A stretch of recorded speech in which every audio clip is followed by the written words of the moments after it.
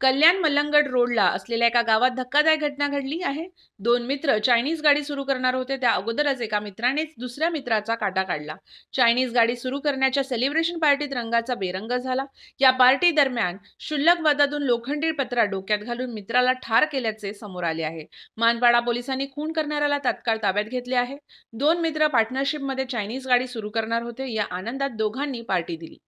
मात्र या दारू पार्टीमध्ये क्षुल्लक वादातून दोघांमध्ये वाद झाला। याच वादातून एका मित्राने दुसऱ्या मित्राला कायमचा यमसदनी धाडला।